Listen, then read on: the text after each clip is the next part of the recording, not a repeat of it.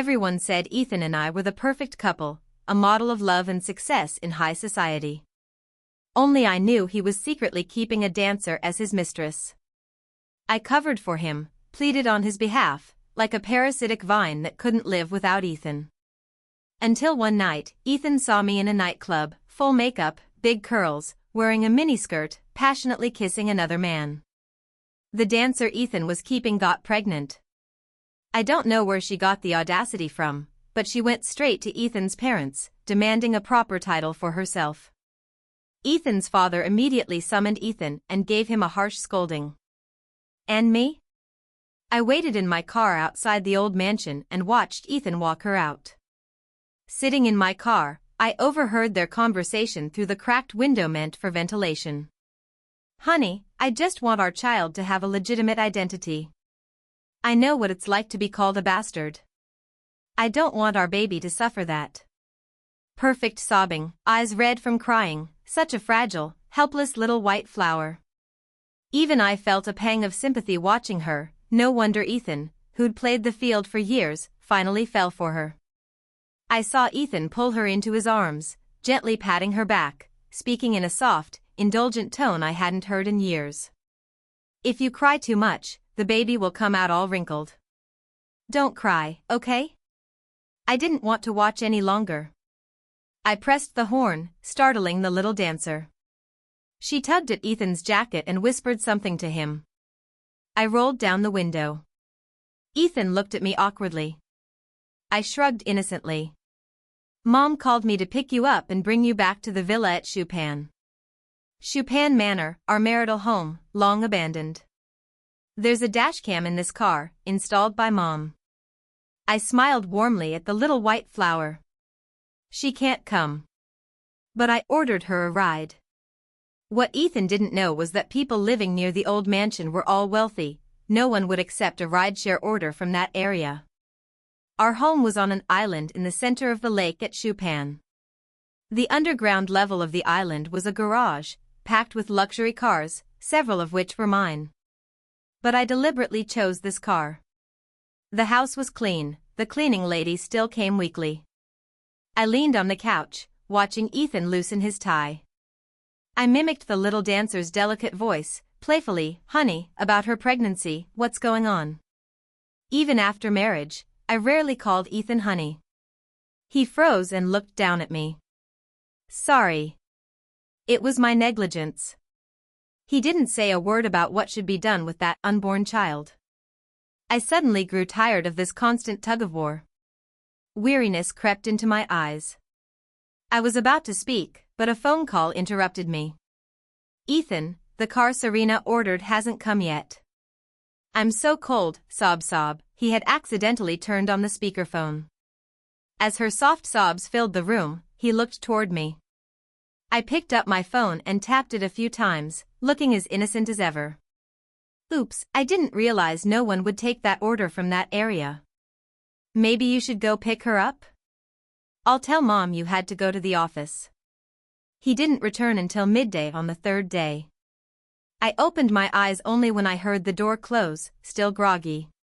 "She okay?" I asked lazily. "She had a little tantrum." I coaxed her and it was fine. Ethan leaned in to get close to me. That's when I saw the hickey on his collar, deliberately left to provoke me. I scoffed inwardly. Childish tricks. I got up and went into the bathroom. Sitting at my vanity doing skincare, I watched him sitting on the bed handling work emails. I asked, "She's pregnant. What are you planning to do?" Ethan took off his glasses and rubbed his brow, thinking for a moment. "You used to say you didn't want to get pregnant because it would ruin your figure. And you know my parents have been nagging us for a grandchild. Why not let her have it? It would also appease them." To say something so shameless, letting his mistress bear our child, and make it sound so reasonable, I interrupted impatiently, "Let's get a divorce, Ethan." He froze. "Serena, don't be ridiculous." "I'm serious, Ethan." After that, I never called him honey again. Just Ethan, as I had before. Back then, I was full of sweet affection. I'd kiss him on the cheek and call him my Ethan, the only one in the world I would ever call that. Now, seeing his furrowed brows deepen, I remembered how I used to smooth them out with my fingers, reading the room and staying silent. Not anymore. Before leaving with the suitcase I had packed the night before, I dropped my final words: "There's a divorce agreement in the study, drafted by my lawyer. I've already signed it. Think it over." Ethan kept messaging me, "Serena, calm down. Our two families are so deeply tied in business, we can't separate that easily. Divorce isn't just a personal thing." Past memories whirled in my head like a spinning carousel. Ethan and I had grown up together, childhood sweethearts. In the hazy, youthful years of adolescence, Ethan would carry my school bag, walk me to and from school, and after class, he'd drink only the water I handed him beside the basketball court in the sunset. After the college entrance exam, I opened the curtains and saw him standing outside. Morning dew had soaked his shoulders, who knows how long he'd been standing there. "Serena, can I be your boyfriend? I'll treat you well for the rest of my life." After I returned from studying abroad, our two families arranged a proper match. After marriage, Ethan doted on me endlessly, often spending extravagantly at auctions for my sake, becoming the talk of the town. Later, just like with any traditional family, Ethan began taking over various affairs of the family business, while I stepped into the role of the supportive wife. But during the days Ethan was busy with business trips and work, his parents, especially his mother, were not easy to deal with. She'd always find time to drop by Chupin while Ethan was away, nitpicking everything. She'd complain about dust here and there, saying I didn't know how to keep the house clean. She'd talk endlessly about who had given birth to a son, who had grandchildren, telling me to hurry up and bear children, to have 2 within 3 years. Whenever I complained, Ethan would hold me in his arms and comfort me, praising me for being kind and understanding, asking me to be more tolerant toward his parents. Sometimes, when I was overwhelmed, I'd rant to my mother and older brother via video call at night. Once, while my dad was grabbing water from the kitchen, he overheard. "You stay home every day. Of course your mother-in-law thinks you're idle and comes to nitpick. Serena, why don't you join the company with your brother? That'd give me peace of mind, I can retire early." Ryan, sprawled on the couch without a care, added, "Then both your future sister-in-law and I will be relying on you to feed us, huh?" Family is always the firmest support. When I shared my intention to join the family company with Ethan, he agreed immediately and even supported me wholeheartedly. "I know it's been unfair for you to stay home all this time. But Serena, don't overwork yourself. I'll feel bad if you get too tired." And just like that, in the first year of our marriage, I officially joined the Serena family company. I was full of enthusiasm. It felt amazing to finally put what I had studied to good use, vindicated and proud. That's why, by the time Ethan officially became the CEO of the Ethan family business, I was the one constantly flying between domestic and international destinations. And yet Ethan was still messaging me.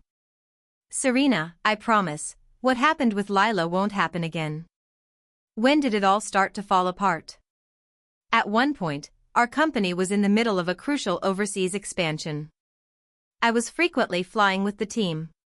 One day, I rushed back home quietly to surprise Ethan for our second wedding anniversary, only to hear a woman's flirtatious laughter in the hallway. "Ethan, you're so naughty." Rage and betrayal filled my chest. I slammed the door shut, startling the lovebirds inside. Clearly, Ethan didn't expect me back. He rushed out, adjusting his robe. "Serena? Why didn't you say you were coming home?" He stepped forward to take the gift bag from my hand, the smell of alcohol thick around him. He tried to cover up the scene with a smile. "Babe, what surprise do you have for me?" He called it a surprise. Maybe Ethan didn't even know today was our anniversary. That realization chilled me to the bone.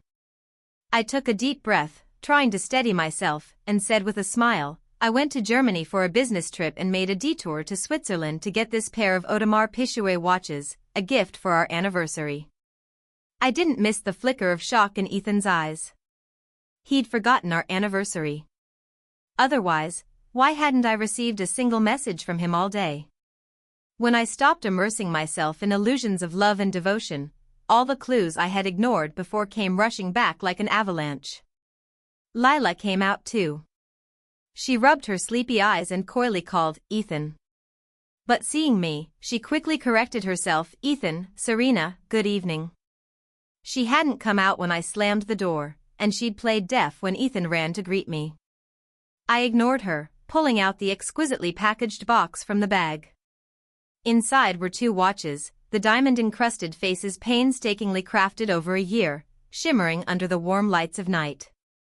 I took out the elegant men's watch. "This was supposed to be your surprise." Only then did I finally turn my gaze to Lila. "Didn't expect you to surprise me even more." I tossed the watch into the trash can. "Serena, you misunderstood. Ethan and I, there's nothing between us." Lila's eyes dodged mine. Her face was still flushed. I sneered without mercy, "Such weak excuses. Lila, your acting is really something." "What now? Did Ethan promise to marry you?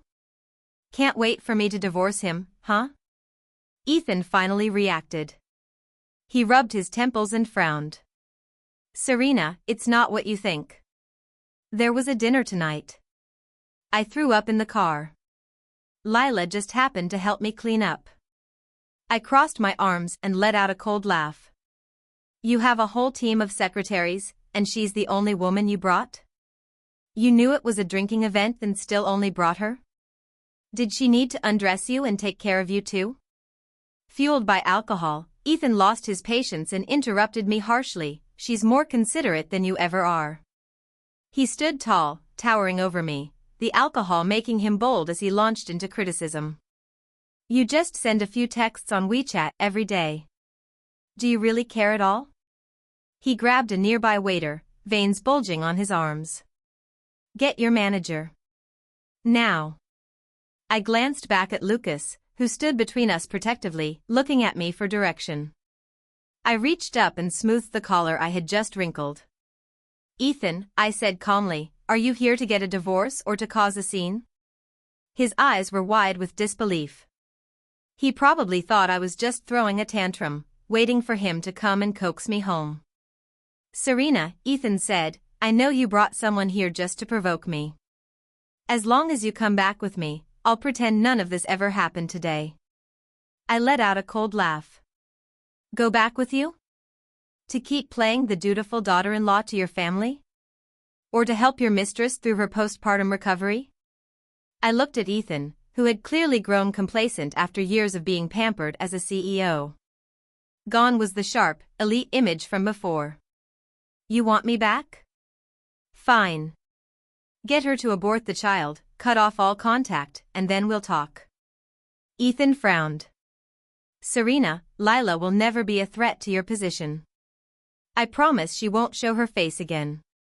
So that's what it boiled down to. Ethan couldn't let go of an unborn child, yet he also didn't want to bring Lila out in the open. After all, he still needed me, the daughter of the Serena family, to maintain his image. Just like those old-fashioned men with their concubines, no different. I honestly started wondering how I managed to spend 4 years with this man. Then I remembered, after we married, we were rarely together. Not much opportunity to see the truth, I suppose. I sighed and shrugged off the cold from my shoulders. Vivian had just come off the dance floor and walked right into this mess. Perfect timing. "What an honor, Ethan's here," she said with heavy sarcasm. She shot Ethan a sideways glare and then turned to me with a scolding look that screamed, "Useless. Don't worry, I've got this." I shrugged and settled back beside Lucas. Vivian stepped between us, leaving me only her aloof back. "What? Didn't bring your little flower with you today?" "Oh, silly me, forgot." The kind of woman who tries to get pregnant to force out the legal wife doesn't belong anywhere but the shadows. "And you?" "Always shielding her. Serena's put up with so much crap from your family these past few years. Now she finally sees you for who you are and doesn't love you anymore. If you have even a shred of decency, sign the divorce papers right now. Shut up. Ethan barked. The flashing lights from the dance floor made it hard to tell who had arrived, but when Ethan spoke again, we realized the person in a third-degree bar uniform was Lila. She wasn't showing yet, but the tight black dress still highlighted her enviable figure. No wonder Ethan was so taken. When the five of us, me, Vivian, Ethan, Lila, and Lucas, ended up in a private booth, I couldn't help but think, what kind of twisted soap opera setup is this? Lila clung tightly to Ethan's arm, playing the part. Honey, I know I shouldn't have come work here without telling you, she glanced at me, then went on. I know I'm not as capable as Serena, I just wanted to earn a little money for our baby. Ethan looked at her with such obvious pity that Vivian couldn't stand it. Didn't you say you were a dance major? Go do pole dancing, you'll make money faster, she snapped. What's the deal, Ethan? You're keeping her but not supporting her financially? Lila, clearly no longer the fragile little flower, snapped back. What are you implying? Ethan and I love each other. I would never take his money for no reason. Calling Ethan my husband in front of the legal wife, clearly she thought her pregnancy gave her the right to dethrone me. She then glanced at Lucas and me and added with fake innocence, but Serena isn't exactly pure and innocent either. That man beside her doesn't seem to work here at all. Ethan was fuming. I pulled Lucas closer by the arm and raised a brow at Ethan. What? You can keep someone on the side, but I can't come to a bar? I turned to Lila and added, and just so we're clear, Lucas and I only kissed before your man yanked us apart. That's all. Funny how I had to call my own husband your man. Lila, unusually sharp-tongued this time, countered, that still counts as adultery, doesn't it? Ethan's face darkened. He turned to Lila and hissed, shut up. Lila's eyes welled with tears, but she still tried to argue. But, honey. Only now Ethan dropped the act, gone was the tender lover. In front of everyone, he pulled his arm away from Lila and roared like a furious lion. I said shut up. No one wants to hear you talk. Lila lowered her head in humiliation, tears threatening to fall. After watching enough of this circus, I calmly tapped my fingers on the table and looked straight at them both. Since we're all here, let me be clear once more. I want a divorce. We split the marital assets 60-40, me 60, you 40. That's already generous, considering your infidelity. Otherwise, we can take this to court and when the case blows up, everyone will know exactly why. Lila, you do well to think carefully about your next steps. With that, I didn't even bother sparing them another glance. I picked up my bag and left with Vivian. As for Lucas, he was just a bit of fun in the moment. Too bad Ethan had to ruin that too. I had no intention of continuing anything with Lucas. I asked Vivian to transfer him $10,000 and cut off all contact. Ethan signed the divorce papers. What was more shocking, however, was that somehow Lila managed to get him to register their marriage. There was no wedding, though. After all, the grand wedding between Serena and Ethan had set the bar high. No matter how hard Lila tried, she couldn't outshine it. Not to mention, Ethan's parents probably wouldn't be willing to host another wedding for a woman from such a modest background. When I heard the news, I sent Vivian a few brisk replies and boarded a flight overseas. Evan came with me. As I walked briskly into a hotel under the M Group chain, I unexpectedly ran into Lila. She was a far cry from the sultry bar girl I had last seen. Her belly had begun to show slightly, and she was speaking clumsily in English, holding up a card at the front desk, trying to ask something. I crossed my arms, waiting for Evan to bring the reservation info. Lila noticed me, and with a smug expression, she sneered, Serena? Even after the divorce, you're working so hard and still have time to vacation here? Impressive. You're certainly keeping busy. Unlike me, my husband insists I don't work. Says I should just focus on resting and taking care of the baby. See? I told him I could rest at home, but he insisted on sending me to this island for some proper recuperation. I took off my sunglasses and glanced at her. Wow. She looked like a walking jewelry showcase, earrings, necklace, rings, brooch, bracelets, she had it all on. As if afraid people wouldn't notice her shine. But honestly, she just looked like a nouveau riche caricature. I rubbed my ear and finally spoke, lazily, Lila, are you genuinely stupid or just pretending? Ethan won't let you work because he thinks your job, selling your looks, is shameful. He sent you here not for recuperation but to keep you out of sight from his business circles. Back when I was his wife, it was me accompanying him to galas and banquets. Have you ever even attended one of those events? They're full of proper spouses, not women who schemed their way in like you. You don't belong there, and Ethan knows it. I paused, eyes narrowing. If I were you, I'd start watching Ethan more closely. After all, he's never lacked eager secretaries willing to have his child. As for whether I'm exhausted? I smiled. I'm here for business. Evan took my suitcase and respectfully began reporting tomorrow's schedule. I raised a hand to stop him, still looking at Lila. And once I acquire the M Group, I'll make sure every single one of their hotels has a sign at the front, cheaters and homewreckers not allowed. If your husband cherishes you so much, why didn't he come with you? You had to check in alone? You okay with that? What happened? That marriage you fought so hard for, already falling apart? The fire had been stoked well enough. I turned and walked off without looking back. I thought it was just a small episode. But the next day, outside the M Group's office, I saw Lila and Ethan again. Ugh. Just my luck. I kept my face neutral, ready to walk past them without a word. Lila, now visibly pregnant, was tugging at Ethan's arm while whining tearfully, "You used to take Serena with you to business meetings. Why not me? Just because I'll embarrass you? I studied all night yesterday. I won't mess things up."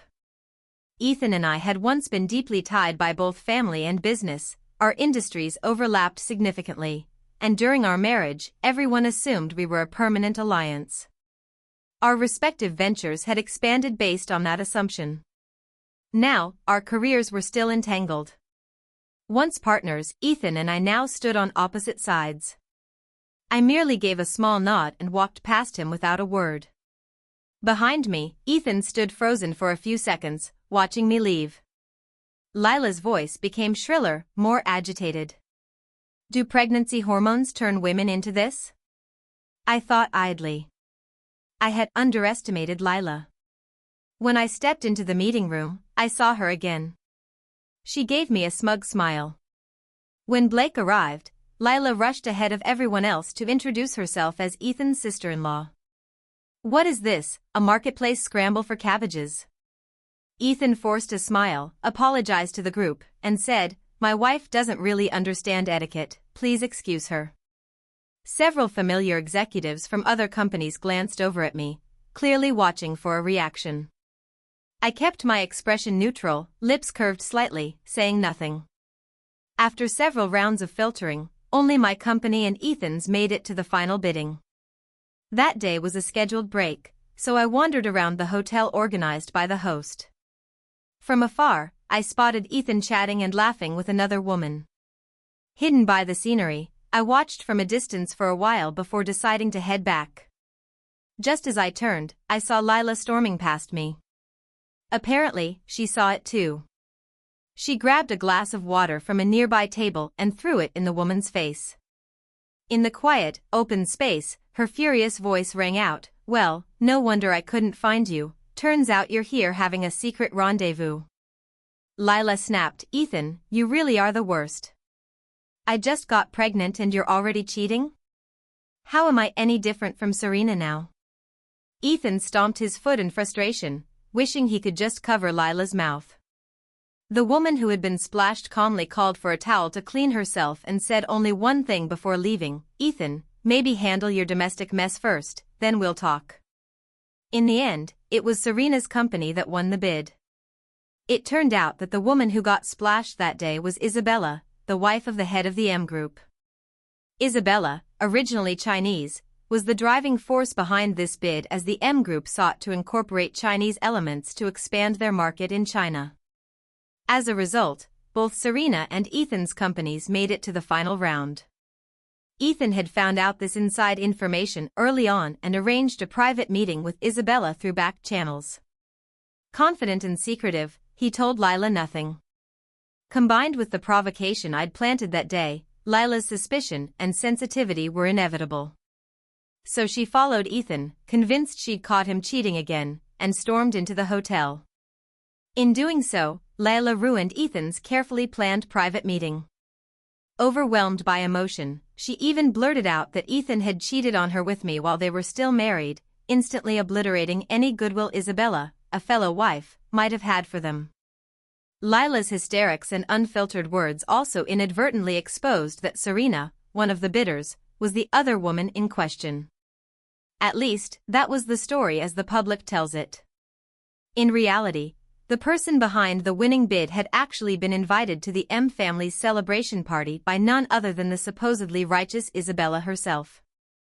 The moment I stepped through the door, someone grabbed me in a hug. "How was that, Serena? Did I put on a good show?" That's Isabella, full name Zhang Mei, one of my two best friends. Back in the day, we both studied abroad. She stayed overseas for love, while I returned to China for mine. When I submitted the bid materials, I was too busy to tell Mei the details, so she assumed I was still part of Ethan's company.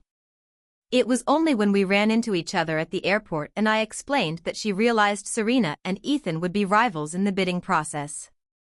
After the party ended, I declined Mei's offer to stay over. Wearing a black evening gown, I stood at the hotel entrance fumbling for my key card. Ethan appeared. "Serena, congratulations." The hallway lights flickered on. Looking at his disheveled state, I said playfully, "You should be thanking your capable wife instead, she's really something." Ethan looked deflated. Even when I mocked him, he had no response. Still rummaging in my bag for my key card, I just wanted to get into my room. But Ethan spoke again. "Serena, I regret it. I regret divorcing you. Do you remember? We were unstoppable together. People said we complemented each other perfectly, you with your finesse, me with my decisiveness." He added softly, "Let's get back together. Handling the M Group alone must be so hard." Finally finding my key card, I cut him off. "We were unbeatable in the past, and I still am. Looks like the only variable is you, Ethan." After landing the M Group deal, even my own brother started treating me like royalty. I decided to take a rare vacation for myself. Right then, we received an invitation from the Lucas family. Their youngest son, who had gone missing years ago, had finally been found. The Lucas family, leaders in the real estate industry, were throwing a massive celebration. Since my parents had just gone abroad for a holiday, claiming their child was grown and didn't need them anymore, I had nothing going on and went to the event with my brother. I linked arms with him and greeted Mr. and Mrs. Lucas, then chatted and laughed with familiar faces. Ethan was invited too. I heard that ever since losing the M Group bid, he had more losses than wins and was visibly downcast. Meanwhile, I'd secured one project after another and was brimming with energy. When we spotted him that evening, my brother couldn't help but say, "Serves him right." As we walked to the dessert table, I told my brother what Ethan had said about regretting the divorce. He looked at me as if facing a crisis. "You're not softening up, are you? And since the divorce you haven't been seeing anyone, have you?" I rolled my eyes. "Mind your own business. Aren't you single since birth? Wise people don't fall in love. I'm living my best solo life." We joked and laughed until the banquet officially began. The Lucas family made a few heartfelt speeches, then introduced their youngest son, Lucas. He wore a perfectly tailored blue suit that complemented his tall, striking figure. Amid thunderous applause, my eyes met Lucas's, and he was looking right back at me. It was him. Lucas. The same guy I'd drunkenly offered 10,000 yuan for a kiss. Snapping back to reality, I smiled faintly and mouthed, "Congratulations." On the surface, I remained calm, but inside I was panicking. After that night had been interrupted by Ethan, I was swamped with the divorce and never returned to the bar or left any contact info. Our connection was simply cut off. Serena's family may be thriving, but if the Lucas family found out I'd once flirted with their newly recovered heir, there's no way they'd let me off easy. During the ballroom dance, I slowly edged toward the crowd's periphery, planning to slip away. "Jie, where are you going this time?" Lucas is yes, I had to call him Lucas now, cut off my escape. I glanced down at my blue gown. It actually matched his suit. I laughed awkwardly. I had a bit to drink earlier. It's hitting me now, I just wanted to step out for some fresh air. "Don't let me disturb you, Lucas." But Lucas wouldn't let up. "I knew you'd be coming, so I specially instructed them to only serve low-alcohol drinks. Definitely lighter than the bar that night." "How come you still can't handle your liquor, Jie?" I knew Lucas was deliberately teasing me, trying to regain the pride he lost back in that bar. Guilty, I tugged at my dress. "I didn't know you were from the Lucas family back then." "Lucas, come on, just let it go." "I promise I won't tell anyone." Lucas raised a brow. "Tell anyone what?" I muttered under my breath, "That you were working as a duck at the bar." Ugh. Lucas is so annoying. He followed me all the way to a small terrace. Feeling the alcohol buzz, I turned to him. "Lucas?" "I'm here." The breeze cooled the heat from the alcohol, and I involuntarily shivered. Predictably, a jacket fell over my shoulders. I laughed. Not bad. Still good at taking care of people. Just like that night at the bar. The moment I said it, I sobered up considerably. Lucas's warm voice came through. "Serena? Would you dance with me?" I was surprised and waved him off. "Tonight's your night. Anyone you dance with will draw attention. I'm not looking to be the center of gossip." Lucas brushed his fingers against the jacket draped over me and mumbled, "I don't know how to dance. And besides you, I don't know anyone else here." He lowered his head, his bangs casting a shadow over his eyes. "Jie, can you teach me? Please?" Even with the jacket on, goosebumps rose on my skin. With him being this obedient and sweet, who could say no? Dizzy from his charm, I gave in. Lucas gently placed his hands on my shoulders through the coat. The small terrace was only big enough for some basic steps, simple, but already a little intimate. Lucas was a quick learner. Soon, he picked it up. I finally had a moment to catch my breath. Pulling a chair over, I sat down and waved my hand. "All right, you've got enough to get through the ball now. Go on." Lucas bent down, placing his hands on either side of the chair, staring at me. It looked like we were equals, but I was clearly cornered. "Serena, I only want to dance with you." He lowered his voice. "You didn't teach me how to kiss that night. I can't take your money and not learn, can I?" His breath drew closer. I had nowhere to hide. But I had said I'd only teach once. Before I could finish the sentence, Lucas captured the rest in a kiss. I pushed him away, panicked, and fled. In front of the bathroom mirror, I stared at the suit jacket draped on my shoulder and the glint in my watery eyes. Speechless, I patted my own face. Just as I stepped out, bam, I ran into Ethan. "Serena, this ghost again." Annoyed, I put on a face that screamed stranger alert. But before I could even say a word, Lucas pulled me into his arms. "Ethan, what business do you have here? Serena and I still have things to discuss. Excuse us." Honestly, I didn't want to be close to either of them, but compared to Ethan, Lucas was at least more dependable. So I didn't push Lucas away and let him lead me off. Once we were alone, I spoke coldly. Lucas, what exactly do you want? If it's about the bar, I already apologized. And I won't say a word about it to anyone. Lucas tried to speak, but I cut him off. Let me finish. If you're trying to pursue me, you'd better give up now. Your family's power and status are way beyond reach for someone like me. I've already been married once. I'm older than you. We're not a good match. Think it over carefully. I shot a quick message to Ryan on my phone, then turned and left without another word. Lucas didn't give up. From that day on, fresh flowers arrived at my doorstep every day, always delivered wherever I was. As for the snitch who kept revealing my location, well, that goes without saying. Ryan. You traitor. Serena, calm down. I just think Lucas really likes you. Why not give it a shot? Ryan winked at me, looking exactly like that night at the bar when Vivian had shoved Lucas, then still just that guy at the bar, into my lap. Why are you all so eager to find me a boyfriend? Bro, Lucas is 5 years younger than me. And you're okay with that? Ryan looked utterly unbothered and completely committed to helping Lucas.